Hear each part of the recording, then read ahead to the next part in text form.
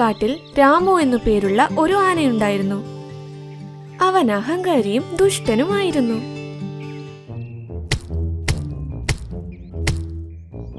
അവന് മരം തള്ളിയിടുന്നത് വളരെ ഇഷ്ടമായിരുന്നു. എന്നാൽ തള്ളിയിടുന്ന മരങ്ങളിൽ പാവം പക്ഷികളുടെ കൂടുകൾ ഉണ്ടായിരിക്കും.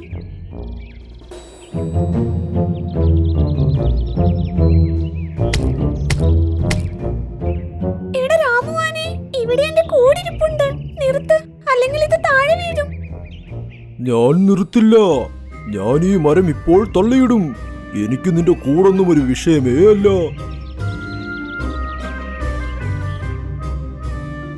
രാമുവാന വീണ്ടും മരത്തിലിടിക്കാൻ തുടങ്ങി. അപ്പോൾ ടീനുവിന്റെ കൂട് താഴെയും വീണു. അവൻ പൊട്ടിച്ചിരിച്ച് അവിടെ നിന്നും പോയി. ടീനു പക്ഷിയും കരയാൻ തുടങ്ങി. ഇങ്ങനെ തന്നെ ആ കാട്ടിലുള്ള ഒരുപാട് പക്ഷികളുടെ കൂട് നശിപ്പിച്ചു. ആ കാട്ടിൽ ഒരു വൈകല്യമുള്ള തത്തയും ജീവിച്ചിരുന്നു. അതിന് കൂടും ഉണ്ടായിരുന്നില്ല. അതിന്റെ അടുത്ത് കാലുക്കാക്ക ഇങ്ങനെ പറഞ്ഞു: മിട്ടു, നിനക്ക് സുഖമാണോ? ആ, നന്നായി പോകുന്നു. നിനക്ക് സുഖമാണോ? ഞാനും നന്നായി പോകുന്നു. നീ പറ, ഈ മരത്തിൽ നീ എന്താ ചെയ്യുന്നത്? ഞാൻ ഓർക്കുമായിരുന്നു ഈ മരത്തിൽ ഒരു കൂടങ്ങ് പണിതാലോ എന്ന്. എന്നാൽ ഞാൻ വികലാംഗനല്ലേ, ഞാനത് എങ്ങനെ ചെയ്യും? നന്നായി നീ വന്നത്. സുഹൃത്തെ, വരൂ, എന്നെ കൂട് പണിയാൻ ഒന്ന് സഹായിക്കുമോ? അതായത് സത്യത്തിൽ ഞാൻ എൻ്റെ കാക്കപ്പണ്ണിനെ കാണാൻ പോവുകയായിരുന്നു. ഞാൻ പോയില്ലെങ്കിൽ അവൾ ഉറപ്പായും ദേഷ്യപ്പെടും. പക്ഷേ എന്നാൽ... അവൻ പറയുന്നത് പകുതി കേട്ട് അവിടെ നിന്നും പറന്നുപോയി. അയ്യോ ദൈവമേ, താങ്കൾ എന്തിനാണ് എന്നെ വികലാംഗനാക്കിയത്? ഞാൻ എങ്ങനെ തനിച്ച് കൂട് പണിയും? മാസങ്ങൾ പിടിക്കുമല്ലോ. മിട്ടു അപ്പോൾ കരയാറായി. പക്ഷേ അവൻ ധൈര്യം സംഭരിച്ച് ജോലി ചെയ്യാൻ പറന്നു. അവൻ പതുക്കെ പതുക്കെ മരത്തിന്റെ ചില്ലയിൽ കൂടുകെട്ടാൻ തുടങ്ങി. കൂടുകെട്ടാൻ തുടങ്ങി 15 ദിവസമായി. അങ്ങനെ 1 മാസത്തെ കഠിനാധ്വാനത്തിൽ അവൻ അവന്റെ കൂടും പണിതു. അവസാനം ഞാൻ എന്റെ സ്വന്തം കൂടിവിടെ പണിതു. അവൻ അവന്റെ കൂട്ടിലിരുന്ന് വിശ്രമിക്കാൻ തുടങ്ങി. അവന്റെ മുഖത്ത് പതിവില്ലാത്തൊരു പുഞ്ചിരിയും ഉണ്ടായിരുന്നു. പതുക്കെ പതുക്കെ പക്ഷികളും മൃഗങ്ങളും അവന്റെ അടുത്തേക്ക് വരാൻ തുടങ്ങി. കൊള്ളാം മിട്ടു, നിന്റെ ഈ നേട്ടം വളരെ വലിയൊരു കാര്യം തന്നെയാണ്. നമ്മൾ വിശ്വാസത്തോടെ പ്രയത്നിച്ചു കഴിഞ്ഞാൽ എത്രയും കഷ്ടപ്പാടുള്ള ജോലിയാണെങ്കിലും ചെയ്തു തീർക്കാം. ഇങ്ങനെ പറഞ്ഞ് അവിടെ നിന്ന് എല്ലാവരും കൈയടിക്കാനും തുടങ്ങി.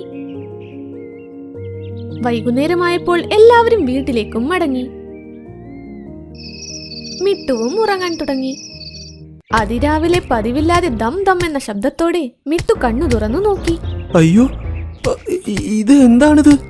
ഇനി വല്ല ഭൂകമ്പവുമാണോ? അവൻ കൂട്ടിൽ നിന്നും ഇറങ്ങി നോക്കിയപ്പോൾ രാമുവാന അമ്മാരെ മിട്ടു ഉലയ്ക്കുന്നുണ്ടായിരുന്നു. രാമുവാനെ, ഈ മരത്തിൽ എന്റെ കൂടുണ്ട്, നിർത്ത്, അല്ലെങ്കിൽ അത് താഴെ വീഴും. അയ്യോ, നീ വേറെ ഏതെങ്കിലും മരത്തിൽ പോയി കൂട് കെട്ട്. പക്ഷേ ഞാൻ നിർത്താൻ പോകുന്നില്ല. ഞാൻ ഈ മരം മറച്ചിടുക തന്നെ ചെയ്യും. ഒരുപാട് മൃഗങ്ങളും ഒത്തുകൂടാൻ തുടങ്ങി.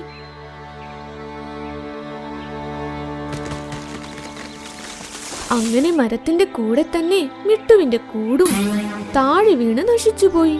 മിട്ടുവിന്റെ ചങ്കും തകർന്നു. ദുഷ്ട രാമുവാനെ, ഞാനൊരു വികലാംഗനായ തത്തയാണ്.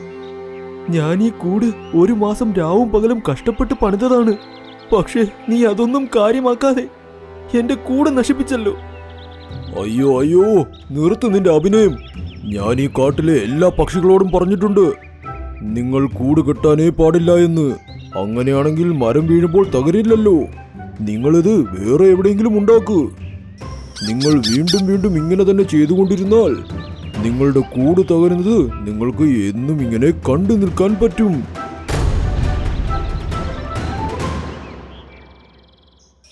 ആ ദിവസത്തിന് ശേഷം മിട്ടു 2 ദിവസത്തേക്ക് ആരുടെയും കണ്ണിൽപ്പെട്ടില്ല. അങ്ങനെ ഒരു ദിവസം സോനുപ്രാവ് ആ കാട്ടിലേക്ക് വന്നു. മിട്ടു പ്രേതമായി മാറി. അവന്റെ ആത്മാവ് അലഞ്ഞു തിരിയുന്നു. എല്ലാ മൃഗങ്ങളും സൂക്ഷിച്ചുകൊള്ളൂ. പതുക്കെ പതുക്കെ ഈ വാർത്ത കാട് മുഴുവൻ പരന്നു. രാമു ആനയുടെ ചെവിയിലും എത്തി. മിട്ടു എന്നു മുതൽ മാഞ്ഞുപോയോ? ഈ വിഡ്ഢികളായ മൃഗങ്ങളെല്ലാവരും അവന്റെ ആത്മാവ് അലഞ്ഞു തിരിയുന്നു എന്ന് പറയുന്നു. എനിക്ക് പേടിയില്ല. അടുത്ത ദിവസം രാമു ആന നദിക്കരയിൽ വെള്ളം കുടിക്കാൻ പോയി. അവിടെ ഒരുപാട് പക്ഷികളും മൃഗങ്ങളും ഉണ്ടായിരുന്നു.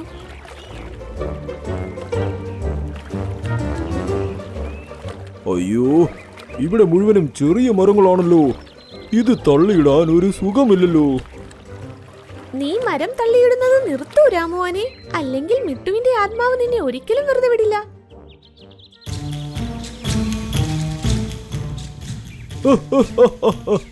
മിട്ടുവിന്റെ ആത്മാവ്, മിട്ടുവിന്റെ ആത്മാവ്. ഇങ്ങനെ പറഞ്ഞ് രാമുവാന ആ മരത്തിലിരിക്കാൻ തുടങ്ങി. അതിൽ മൈനയുടെ കൂടുണ്ടായിരുന്നു. നശിച്ചു പോകട്ടെ, നശിച്ചു പോകട്ടെ. എടാ രാമുവാനെ, എന്നെ കൂടിരിക്കുന്ന മരം എന്തിനാ ഇടിക്കുന്നത്? നീയല്ലേ പറഞ്ഞത് മിട്ടുവിന്റെ ആത്മാവ് ഇവിടേക്ക് വരുമെന്ന്? വിളിക്ക് മിട്ടുവിന്റെ ആത്മാവിനെ. ഇത് പറഞ്ഞ് അവൻ വീണ്ടും ഇടിക്കാൻ തുടങ്ങി. രാമുവനെ, നിർത്തു നീ. ഈ ശബ്ദം എവിടെ നിന്നാണ് വരുന്നത്? പെട്ടെന്ന് എല്ലാവരും നോക്കി നിൽക്കേ മിട്ടു ആ മരത്തിൽ വന്നിരുന്നു. നിന്റെ ഈ ദുഷ്ടത കാരണമാണ് എന്റെ കൂട് തകർന്നത്. അത് കാരണം എന്റെ ജീവനും നഷ്ടമായി. ഇനിയും നീ നിർത്തിയില്ലെങ്കിൽ ഞാൻ ഇപ്പോൾ തന്നെ നിന്റെ ദുഷ്ടതയ്ക്കുള്ള ശിക്ഷയും തരും. ഓഹോ, നീ മരിച്ചുപോയല്ലേ? ഇപ്പോൾ എന്റെ മുൻപിലുള്ളത് നിന്റെ ആത്മാവും. ആ ശരി, ആത്മാവായി വന്ന് നീ എന്നെ പാഠം പഠിപ്പിക്കുമല്ലേ? എന്നാൽ എന്തിനാ നീ താമസിക്കുന്നത്? ശരി, നീ ഇപ്പോൾ കണ്ടോ? അവനോട് ഇങ്ങനെ പറഞ്ഞ് രാമുവാന പറന്നു മുകളിലേക്ക് വന്നു. എന്താ ഇത്? ഞാൻ മുകളിലേക്ക് എങ്ങനെയാണ് പോകുന്നത്? എല്ലാവരും ഇത് കണ്ട് ഞെട്ടിത്തെറിച്ചു. രാമുവാന കാറ്റിൽ പറന്ന് പറന്ന് നദിയുടെ മുകളിലേക്ക് പോകാനും തുടങ്ങി. ഞാനിപ്പോൾ നിന്നെ വെള്ളത്തിലേക്ക് മുക്കാൻ പോവുകയാണ്. നീ അതിന്റെ അകത്ത് കിടന്ന് ചാകും. അയ്യോ വേണ്ട മിട്ടു, മിട്ടു എന്നോട് ക്ഷമിക്കൂ, മാപ്പ് തരൂ. ഞാൻ ചെയ്തത് വളരെ വലിയ തെറ്റാണ്. ഞാൻ നിന്റെ കൂട് തകർത്തത് വളരെ വലിയ തെറ്റായിപ്പോയി. നീ പറ, ഞാനെന്തിനു നിന്നെ വെറുതെ വിടണം? നീ ചാകേണ്ടവൻ തന്നെയാണ്. എനിക്ക് നിന്നെ തിരിച്ചു കൊണ്ടുവരാൻ പറ്റില്ല. എന്നാൽ ഞാൻ വാക്കു തരാം. ഞാൻ എത്രയെത്ര പക്ഷികളുടെ കൂടുകൾ നശിപ്പിച്ചു കളഞ്ഞു. ഞാൻ അവർക്ക് എല്ലാവർക്കും പണിത് കൊടുത്തോളാം. ഇനി ഒരിക്കലും ഒരു മരവും ഞാൻ തള്ളിയിടില്ല. പ്ലീസ് എന്നെ വെറുതെ വിടൂ. ഇങ്ങനെ പറഞ്ഞ് രാമുവാന തറയിലേക്കും വന്നു നിന്നു. പോയി ടീനു പക്ഷിക്ക് ഒരു പുതിയ കൂട് പണിത് കൊടുക്ക്. ഞാൻ ഇപ്പോൾ തന്നെ പോവാം. ഇങ്ങനെ പറഞ്ഞ് രാമുവാന അവിടെ നിന്നും ഓടിപ്പോയി.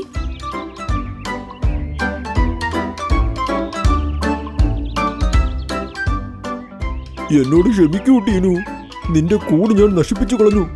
അതിനു പകരം ഞാൻ പുതിയ കൂട് നിനക്ക് പണിതു തരാം. ഇത് കേട്ടപ്പോൾ ടീനുവിനും സന്തോഷമായി. ആനയും വിറകുകൊള്ളി ശേഖരിക്കാൻ അവിടെ നിന്നും പോയി. ഏയ് മിട്ടു, നീ സത്യത്തിൽ മരിച്ചുപോയോ? അയ്യോ ഇല്ല, ഞാൻ ജീവിച്ചിരിപ്പുണ്ട്. അപ്പോൾ രാമു ആനയെ നീ എങ്ങനെയാണ് കാറ്റിൽ പറത്തിയത്?